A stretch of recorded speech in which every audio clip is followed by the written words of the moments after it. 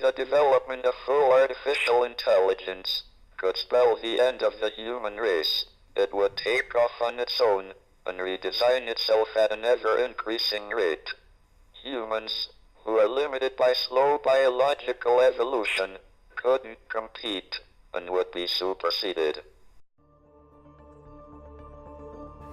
This sentiment, this anxiety over a post-human future where we are surpassed by intelligent machines, is echoed by some of the most brilliant minds of our time. It permeates through popular culture in almost all forms of media, in our literature, our films, and our games. But while the underlying fear is still very much present, the dystopian, apocalyptic visions of the future have slowly been replaced with a much more nuanced look at the turning point, the moment when the line between man and machine is blurred. What does it really mean for a machine to be intelligent? Can we create consciousness? Can a machine have a soul? Blizzard Entertainment, creator of genre-defining games such as the World of Warcraft, provided their own take on the transition to a post-human world, producing one of the most successful games of 2016.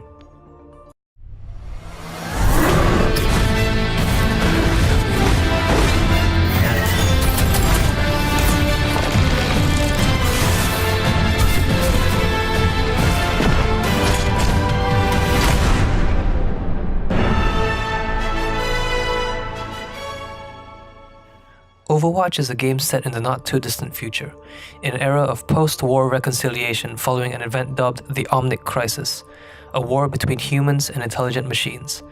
It approaches post-humanism through a distinctly technological lens, incorporating ideas of artificial intelligence, or AI, with strong post-colonial influences. It makes use of a mixed media approach to storytelling that incorporates elements from the game, a series of comics, and short, animated sequences. But while the post-war setting still riffs off of the dystopian world we see in The Terminator or Blade Runner, there's a hopeful tone set by the team behind Overwatch. Never accept the world as it appears to be, but dare to see it for what it could be. And I feel like this, more than anything else, really sums up the world-building philosophy on Overwatch. This approach mirrors the path public discourse has taken in the conversations surrounding AI, where the pervasive fear has given way to curiosity and the need to understand what is truly possible.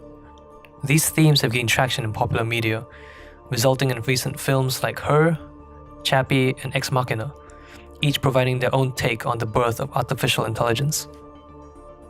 But what distinguishes Overwatch from these films lies in its willingness to champion diversity. The core of Overwatch's success lies in its ever-expanding roster of heroes, carefully crafted to be as inclusive as possible for its players. And really what the goal was inclusivity and open-mindedness. While this emphasis on diversity has clearly been applied to the human heroes, when applied to its more mechanical members, it raises interesting questions behind the nature of AI.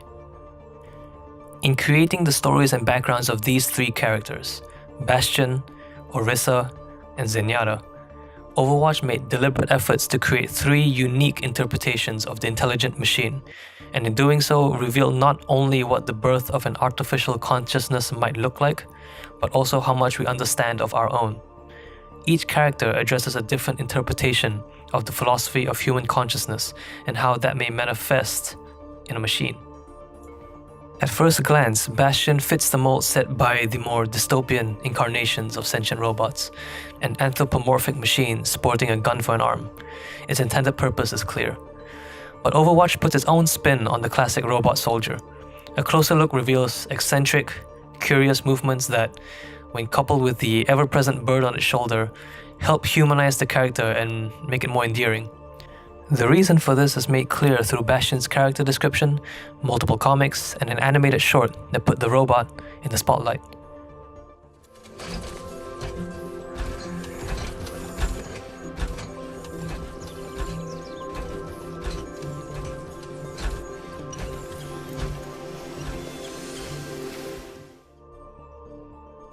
A survivor of the war, Bastion awakens to his newfound consciousness. The cause for this awakening is never explicitly mentioned, and Bastion approaches the world with a childlike wonder.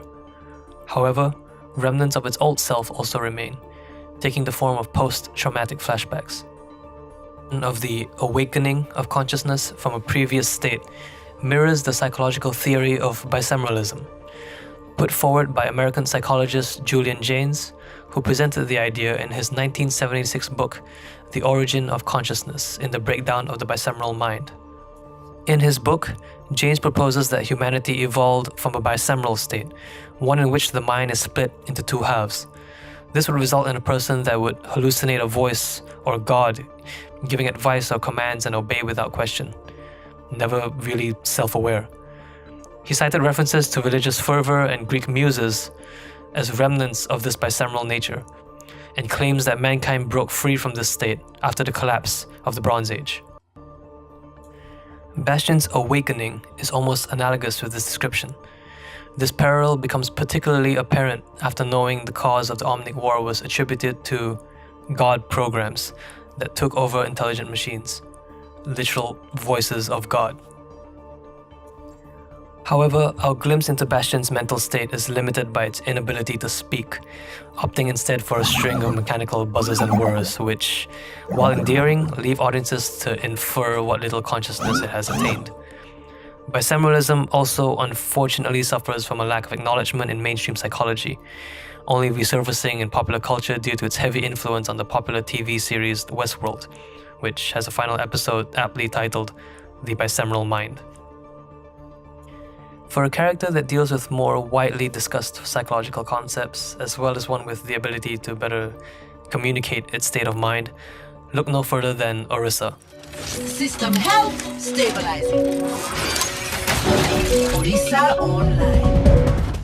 As a repurposed bodyguard, Orisa's origins explore a very different interpretation of consciousness, as hers is given to her by her creator, a young Nigerian prodigy. This appears to draw not only from religious interpretations of the mind, but hints at themes of dualism, where the mind and body are treated as two separate, distinct entities. The concept of dualism is grounded in the idea that the mind is non-physical, and hence separate from the physical body. Cartesian dualism is the interpretation most often discussed, referencing the French philosopher, mathematician and scientist René Descartes, who wrote Meditations on First Philosophy in 1641, that suggests that these entities, while separate, can still interact. Dualism is necessary in the way Orisa's consciousness is portrayed. For it to be given to an empty shell of a body, it follows that the mind was at first outside the machine. This then raises questions regarding the origins of this consciousness and the existence of an external creator, closely resembling many religious interpretations. The implications of artificial intelligence and the soul are discussed thoroughly in a Christian context in an article by Russell C. Bjork, a professor of computer science at Gordon College, who sought to address the conflict in his work in machine learning with his religious theology. The article, aptly titled Artificial Intelligence and the Soul, points to the Bible when referencing Christianity's ties to dualism. Referencing this verse, Bjork follows by stating, many Christians understand this to speak of what are, in effect, two separate creative acts by God. First, God formed a man's body, and then separately, God created man's soul. The etymology of the name Orisa further supports these dualist themes. In Yoruba culture, one of the major ethnic groups in Nigeria, Orisa's supposed origin, the word Orisha is used to describe spiritual beings, and is derived from two words, Ori and Ash. Ori, literally meaning the head, represents the soul and one's destiny, whereas Ash represents life and the ability to influence the surrounding world. This specific appropriation of cultural context is impressive, and cements Orisa's origins as being fundamentally different from Bastian's. However, in comparing the creation of AI to religious and cultural parallels, this elevates humans to the role of gods, an implication that is understandably met with resistance by many. This is addressed in depth in Russell C. Bjork's work, where he attributes humanity's fear over this issue to its tendency to prescribe humanity's worth wholly in our self-awareness. The possible loss of this unique self-worth is what fuels humanity's fear, with or without the religious implications. Furthermore, the theory of dualism is not without its critics. British philosopher Gilbert Ryle describes Cartesian dualism as absurd, referring to the idea as the ghost in the machine, a concept that has seen use in popular culture in the works of Stephen King, Arthur C. Clarke, as well as anime and games. It is also the phrase with which this video is aptly titled. The supernatural tone of the phrase was meant to highlight the speculative nature of dualism, and Ryle points out fundamental errors in the dualist doctrine in his book, The Concept of the Mind. But what lies beyond these interpretations? So far, Overwatch has used theories of human consciousness to attempt to predict something distinctly non-human. There's an air of arrogance in assuming that the AI we create will mirror our own path to self-awareness, and stop where we have. In creating an intelligence that could feasibly transcend our own, will we stumble upon the creation of self-awareness or consciousness that does the same? This final question is almost purely speculative, as describing concepts outside the human experience is understandably difficult for those confined within it. Overwatch does, however, make an attempt with the inclusion of Zenyatta. True self is without form. Borrowing visual and cultural cues from Buddhism, Zenyatta sports a 9-dotted jiba, representing the 9 aspects of the religion. This is coupled with a multitude of references to yin and yang, Buddhist teachings, and enlightenment. As a religion often associated with spiritual enlightenment and transcendence, Overwatch once again subsumes elements of an existing culture to extend its AI narrative. Zenyatta is said to have experienced a spiritual awakening. While similar in nature to Bastion's awakening, the resulting consciousness is one that is not only explicitly self-aware, but hints at an elevated level of consciousness that exists beyond human understanding. This is supported by almost supernatural abilities in a world that has, for the most part, been built upon plausible science fiction. Unfortunately, in creating a character that was more approachable for audience interpretation, Zenyatta's dependence on Buddhist influences limit the extent of how far the concept of elevated consciousness can be explored. Once again, this highlights the inherent difficulty in depicting concepts of consciousness for AI that are not grounded in some level of human understanding. Life is more than a series of ones and zeros. This is evident across all 3 of the characters explored in this video. While Overwatch brings nothing particularly new to the discussion surrounding the birth of AI, what it does accomplish is highlighting that the speculation that fuels these discussions will be rooted in the theories behind the understanding of the human psyche. This inability to dissociate the possibilities of AI from the human experience is clearly reflected in the anthropomorphic designs of all 3 characters. Not only is it assumed that these AI will have physical forms, but also that these forms would resemble ours. In its efforts to create characters that are more relatable for its players, Overwatch unfortunately limits its ability to explore its established themes. There are few examples from popular media that have successfully avoided this common pitfall, one of which being the treatment of the ephemeral AI persona in the film Her. As we gain greater understanding of virtual environments and their implications, we may start to see a shift away from humanity's ties to physicality, spawning post-human interpretations that are more mind than matter. These discussions regarding AI exist within the broader framework of posthumanism, which, as N. Catherine Hales points out in her book, How We Became Posthuman, simply refers to whatever follows from what we currently define as human. However, as the title of her book implies, Hales proposes that this dichotomy between the human and posthuman is fluid, and that in some ways we are already posthuman. As changing historical contexts and technological evolution dictate much of what is considered human.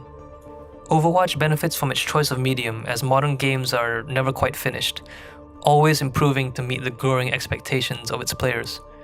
As the conversation surrounding AI develops, games like Overwatch are in a position to evolve alongside the idea of the posthuman, and are perhaps best equipped to cater to its fluid definition. That's not to say that the medium is without its flaws. The need for human players to give these characters agency limits how far these characters can be dissociated from the human psyche. And the mixed media approach, while successful, results in some of the game's audience being unaware of the larger themes at play, should they choose not to scratch beyond the surface. Despite these challenges, there is potential to explore what lies beyond, as long as the team behind Overwatch starts tackling intelligent machines with the same hopeful philosophy that drives the game as a whole, quoted verbatim in one of their animated shorts. always remember, never accept the world as it appears to be. Dare to see it for what it could be.